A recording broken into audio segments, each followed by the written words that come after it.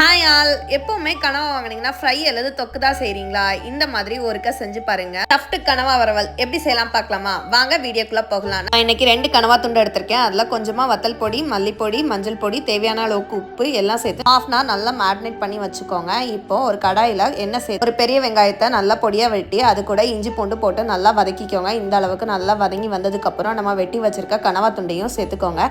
இப்போ அதுல கொஞ்சமா பெப்பர் பொடி, வத்தல் பொடி, மஞ்சள் பொடி சேர்த்து நல்லா வதக்கி விட்டுக்கோங்க. இப்போ ஒரு முட்டையை லைட்டாக உப்பும் பெப்பரும் போட்டு நல்லா ஸ்க்ராம்பிள் பண்ணிக்கலாம். இந்த அளவுக்கு நல்லா ஸ்க்ராம்பிள் ஆனதும் இப்போ கனவாவையும் ஸ்க்ராம்பிள் பண்ண எக்கையும் சேர்த்து நல்லாவே வதக்கி விட்டுக்கோங்க. லாஸ்ட்டாக கொத்தமல்லி போட்டு இறக்கிக்கோங்க. இப்போ நம்ம ஸ்டஃப் பண்ண ஆரம்பிக்கலாம். ஊற வச்சிருக்க கனவாவில் இந்த கனவா பொடி மாசை எடுத்து நல்லாவே ஸ்டஃப் பண்ணிக்கலாம். இந்த அளவுக்கு நல்லா ஸ்டஃப் பண்ணதும் டூத்பிக் எடுத்து நல்லா பின் பண்ணிக்கோங்க. இப்போ நம்ம ஒரு கடாய் வச்சுட்டு அந்த ஸ்டஃப் பண்ண கனவாவை நல்லா ஃப்ரை பண்ணி எடுத்துக்கலாம். இது சூப்பராக இருக்கும். இது உங்களுக்கு பிடிச்சவங்களுக்கு சென்ட் பண்ணி செஞ்சுதா அப்படின்னு சொல்லி கேளுங்க. Happy cooking.